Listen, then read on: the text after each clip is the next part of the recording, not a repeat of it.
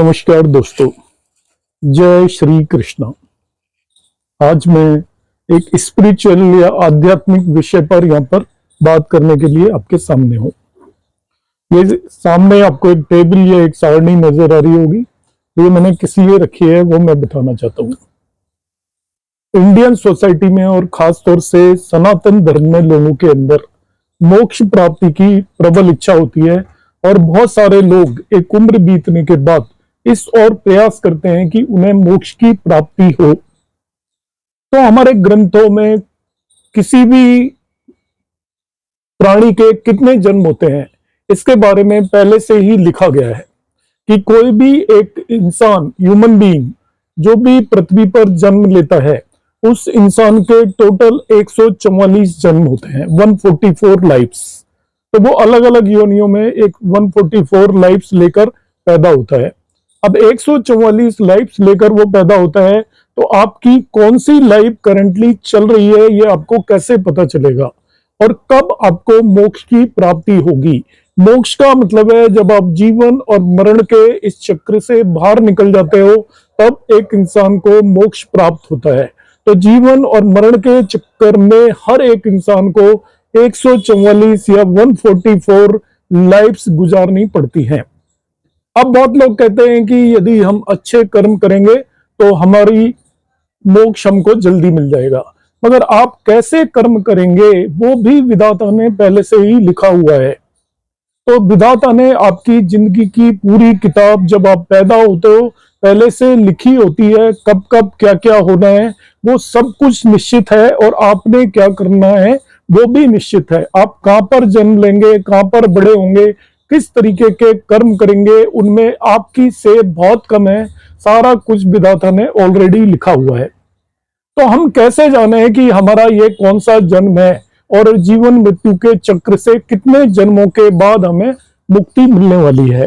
तो जैसे मैंने बताया, एक इंसान के 144 जन्म होते हैं। आप आज का वीडियो पूरा देखें, आपको पता चलेगा आप इस चक्र के कौन से जन्म में आज की डेट में हैं और आपको अभी कितने और जन्म लेना बाकी है। तो हम देखते हैं, देखिए बिल्कुल आसान टेक्निक है जिसको आप इजीली सीख सकते हो। नाड़ी ग्रंथों पर बेस ये टेक्निक है, और ये मुझे अपने गुरु ने बताई, उनको एक गुरु ने बताई, और इस तरीके से चली आ रही है। मैं आपके सामने इसको प्रेजेंट कर रहा हूं अभी, और आप अभी खुद जब इस वीडियो को देख कर जाएंगे तो आपको ये पता लग चुका होगा कि आपका कौन सा जन्म है।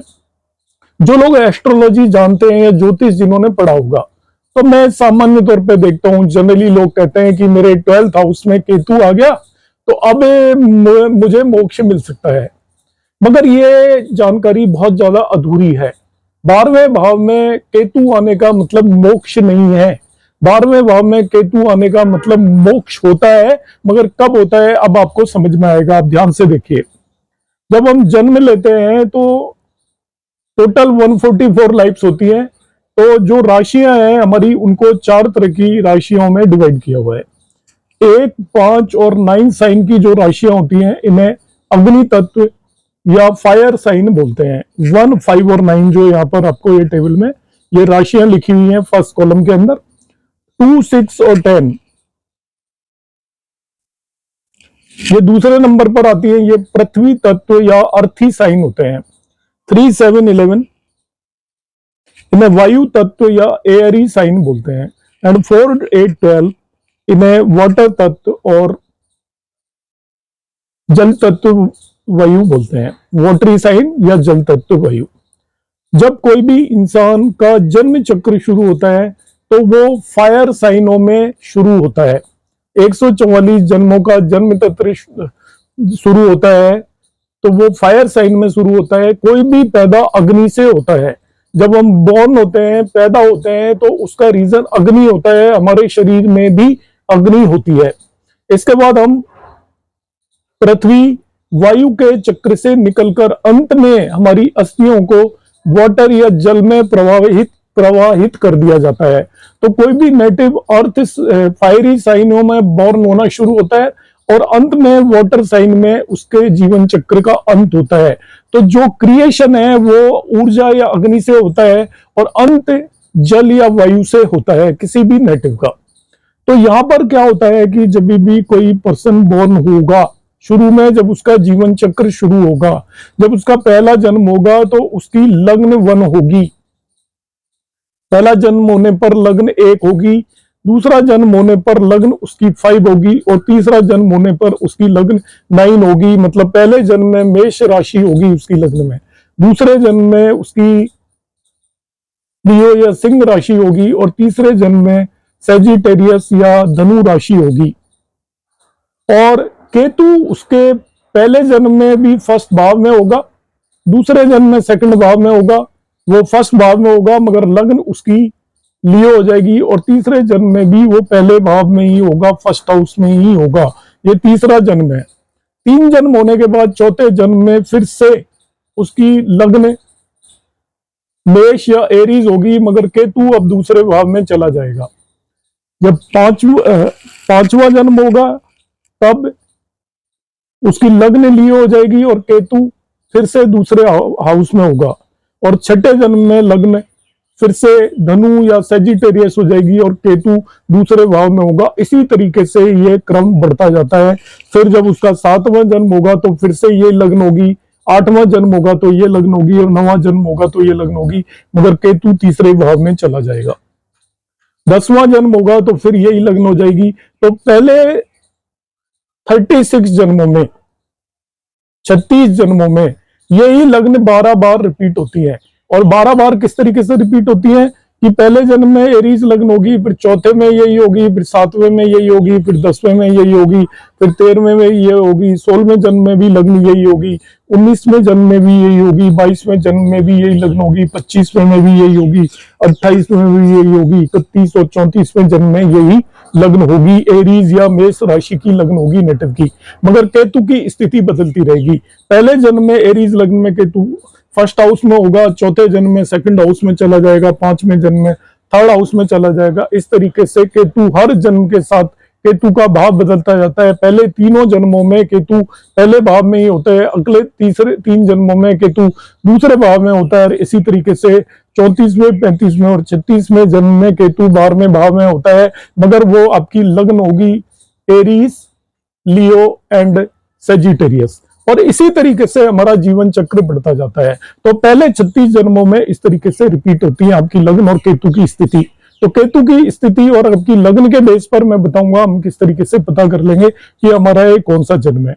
इसके बाद जो नेक्स्ट 36 जन्म होते हैं उसमें हमारी लग्न अर्थी साइन या पृथ्वी साइन की होती है, 2, 6 या 10 होगी। 37वें जन्म से हम शुरू हो जाएंगे। तो 37वें जन्म में केतु फिर पहले भाव में होगा और इसके बाद 37, 38 और 39वें जन्म में केतु पहले भाव में होगा मगर लग्न आपकी 2, 6 और 11 होगी।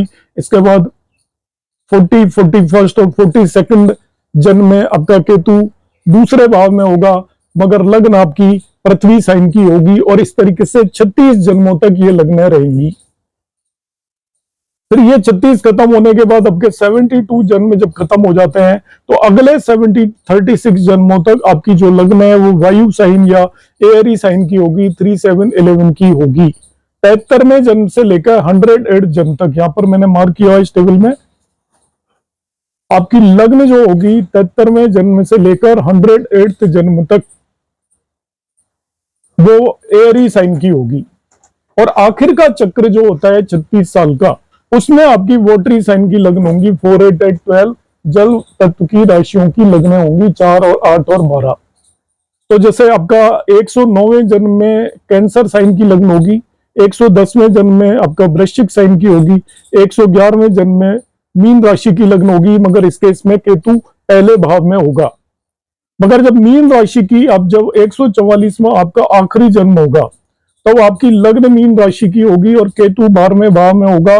तो जिस भी नेटिव की लग्न मीन राशि की हो और केतु उसके 12वें भाव में हो तो समझें कि उसका ये आखिरी जन्म है और उसको मोक्ष प्राप्ति का उसका रास्ता खुल चुका है। तो नेटिव एरीज साइन से शुरू होता है, एरीज साइन से, और उसकी लग्न में ही केतु होता है। और जब उसका अंत होता है तो उसकी पाइसेस साइन में 12वें भाव के अंदर केतु होता है, तब उसका एंड होता है। तो फायरी साइन से केतु को लेकर वो आता है और वाटरी साइन में केतु के साथ वो इस जीवन चक्र से मुक्त हो जाता है। इस तरीके से जब हम कहते हैं कि 12वें भाव में केतु है, तो आपको ये याद रखना पड़ेगा कि यदि उसकी पाइसेस या मीन लग्न है, तभी 12वें भाव में केतु है, तो उसकी मुक्ति होगी। ये जो चार्ट है, इसको आप स्क्रीनशॉट भी ले सकते हो और आप देख सकते हो आपकी कौन सी लग्न है और केतु कौन से भाव में है, उससे आपका जन्म पता चल जाएगा। इस टेबल को मैं देखना बता देता हूं पहले, फिर मैं प्रैक्टिकली 2 कुंडलियों पर लगाकर बताऊंगा। सपोज किसी नेटिव की लग्न 9 है और उसका केतु 5वें भाव में है, तो यहाँ पे 5वें भाव पर चले जाइए। 9 से 5वें भाव, इन दोनों का इंटरसेक्शन 15वें उसकी लाइफ है अभी 144 में से, बाकी उसको गुजारनी है। और एग्जांपल लेता हूं, ये टेबल बिल्कुल सटीक है, आपको 1 मिनट में बता देगी। यदि किसी की जेमिनाइन या मिथुन राशि की लग्न है, उसका केतु 9वें भाव में है, तो देखिए मिथुन राशि है और 9वें भाव पर चले जाइए, तो उसका 97th बर्थ है। इसी तरीके से और एग्जांपल ले लेता हूं, किसी की वृश्चिक या स्कॉर्पियो राशि की लग्न है और उसका केतु 11वें भाव में, ये स्कॉर्पियो राशि होगी और केतु 11वें भाव में ले जाइए आप, ये 11वां भाव में है, तो उसका 140वीं बर्थ है। 4 और जन्म उसको लेने हैं। ये इस टेबल से हम 1 मिनट के अंदर देख सकते हैं कि किस नेटिव की कौन सी लग्न है और केतु किस भाव में है, उससे आपको 1 मिनट में ही पता चल जाएगा। अब मैं यहाँ पर एक कुंडली लेता हूं और उसमें मैं पता करना चाहता हूं कि इस नेटिव की कौन सी बर्थ है। आपको सीधे तरीके से मैं सिखाता हूं। यहाँ पर सपोज लग्न के अंदर 9 साइन है, तो सेजिटेरियस लग्न है, तो जीवन चक्र के पहले 36 सालों में से होगा। और केतु यहाँ पर 7वें भाव में रख दिया है, 3 साइन में केतु 7वें भाव के अंदर रख दिया है, तो केतु 7वें भाव के अंदर चला गया है। तो देखिए यहाँ पर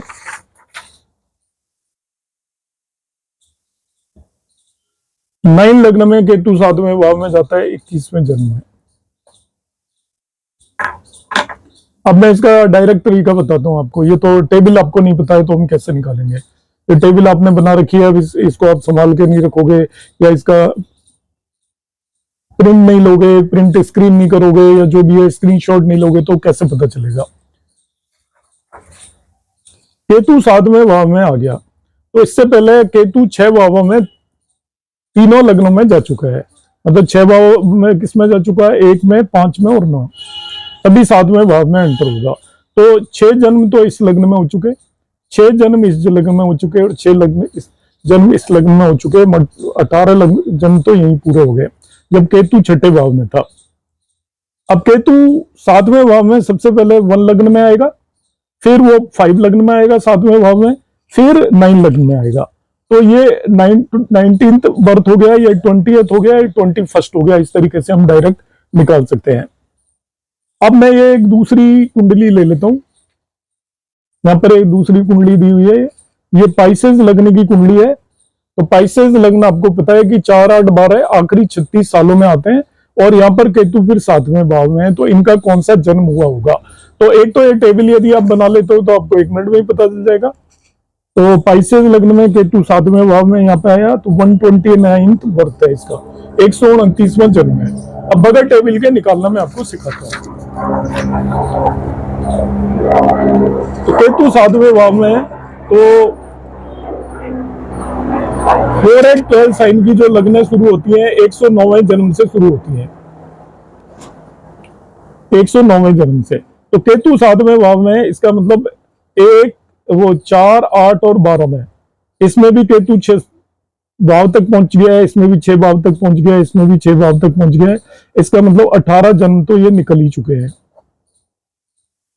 इसके बाद केतु 7वें भाव में 4 साइन में आएगा, फिर 8 साइन में आएगा, फिर 12 साइन में आएगा। तो ये 19वां, ये 20वां और ये 21वां जन्म है। 21वां जन्म है वोटरी साइन का। उससे पहले 108 जन्म आपके निकल चुके हैं, तो 108 में 21 ऐड कर दीजिए, 129वां जन्म है। आप डायरेक्टली बता सकते हो कि इस नेटिव का कौन सी बर्थ है। और इस तरीके से आप अपनी कुंडली के अंदर एनालिसिस कर सकते हो कि आपको इस जीवन और मृत्यु के चक्र से अभी और कितनी बार गुजरना है, क्योंकि एक इंसान लाइफ में 144 टाइम्स गुजरता है। आपकी लग्न और केतु की स्थिति आपकी कुंडली में कौन सी है? कुंडली में आपको केतु लेकर आता है, आपकी लग्न में जब भी आपका जीवन चक्र शुरू होता है तो लग्न में बैठता है आकर एरी साइन में, और इसके बाद जब जीवन चक्र खत्म होगा तो वो सबसे आखिर एंड में सभी राशियों के अंदर वो 12 भावों में घूमता है। ये मान के चलें आप, सभी राशियों में, वन लग्न में वो 1 हाउस से लेकर 12 हाउस तक 12 जन्मों में रहेगा।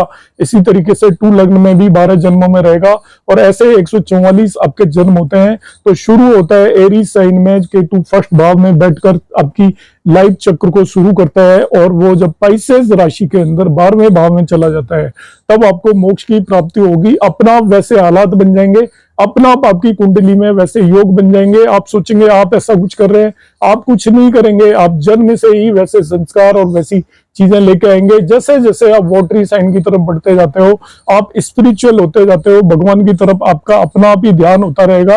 और जैसे जैसे आप अग्नि साइन की तरफ है, आपका सांसारिक जीवन में ज्यादा ध्यान होगा, स्पिरिचुअलिटी पे कम ध्यान होगा, घूमने फिरने में या ऐसी चीजों में आपको ज्यादा शौक होगा। आप कोई तीर्थ स्थल की जगह किसी वाटरी प्लेस पर या अम्यूजमेंट पार्क में जाना पसंद करेंगे। तो उम्मीद है आपको ये कंसेप्ट समझ में आया होगा। मैंने कोशिश की है। आप टेबल का भी प्रिंट स्क्रीन ले सकते हैं या आप स्क्रीनशॉट ले सकते हैं। यदि अभी भी नहीं समझ में आया हो तो आप मुझे व्हाट्सएप पर मैसेज करेंगे। आपको मेरा वीडियो और प्रयास कैसा लगा कमेंट बॉक्स में जरूर कमेंट करें। आप जय श्री कृष्णा बोल सकते हैं और कुछ नहीं तो वो लिख सकते हैं। नमस्कार।